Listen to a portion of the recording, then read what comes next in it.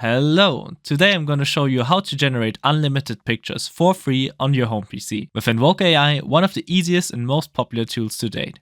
This is a one-click installation, so most of the video will be tips. If you already did the installation, you can skip to the timecode.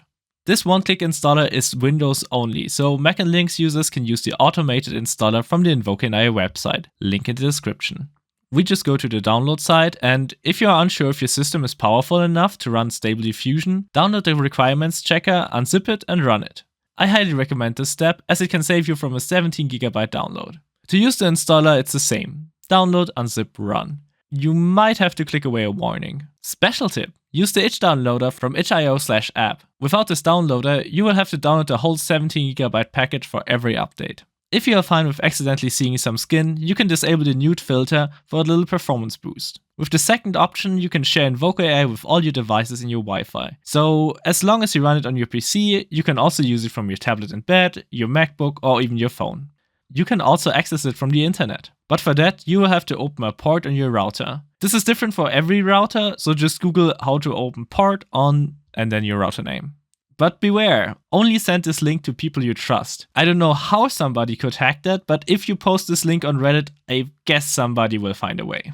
And those people will see what you see. So if you don't want them to see your private collection of hamsters and speedos, move your output folder somewhere else before you share the access. Then just read and accept the license and run it. InvokeAI opens in a browser tab, but it's still 100% on your PC and works offline. That's already the installation. Just type anything, for example cute owl, watercolor painting, click invoke and it starts painting. This is a fine ulukapatti, but we can do better. Let's use some magic settings to make it faster and nicer. Set the steps to 25, the CFG scale to 10, the sampler to KDP, the thing on screen. You most likely never have to change those again. Concerning the size, 512 x 512 is default. 768 is default for better graphics cards. If you want another aspect ratio, increase one side and reduce the other. If the image becomes too big, it will generate multiple characters, and bigger images also take longer or might not even finish on your graphics card. If that happens, just click the red stop button.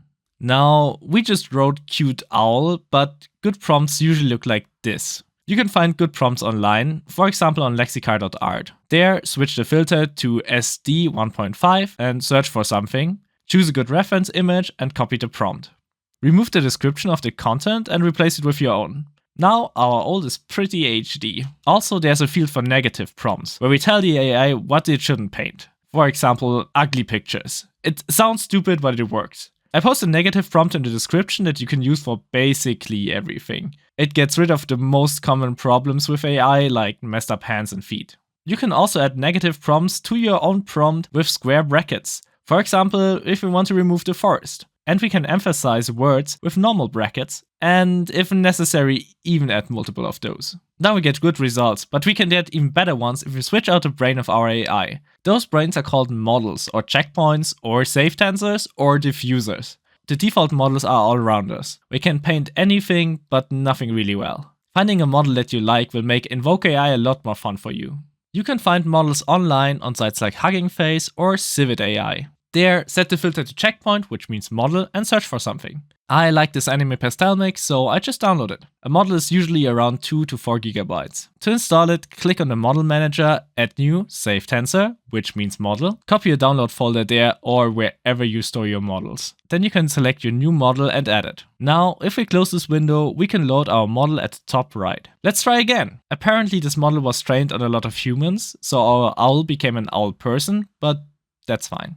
In this case, we don't need a long prompt and the style is automatically applied, though other models come with trigger words that you have to use to make it work. Speaking of trigger words, we can install extra trigger words with embeddings, which are also called textual inversion. Those can trigger a style or character, for example Toph from the Avatar anime. So we go back to cjwbw and change our filter to textual inversion. Here the download file is really small. Also, we can use it for basically any model, which is neat.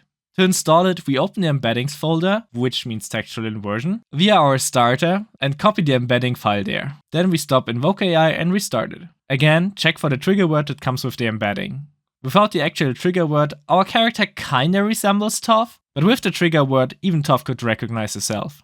We have a cool model and the magic settings. So let's go through the whole workflow for a cool picture. If you still need some inspiration on what to paint, I show some examples. For now, I want an awesome mage girl holding a blue cat in a fantasy setting. I set the image counter to 5 so I don't have to click after every image. And I disable the preview in the settings so I can look through the images while it's generating.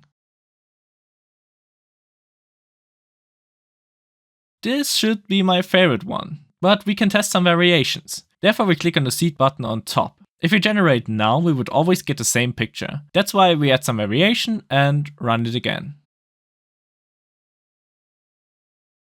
I found my favorite again. Don't forget to reset the randomize settings or you get confused next time. We can improve faces with the face fix button. It won't do much in this case, but it's a real lifesaver, especially on realistic pictures. If I already like the result, I can use the upscale button and download it via the share button.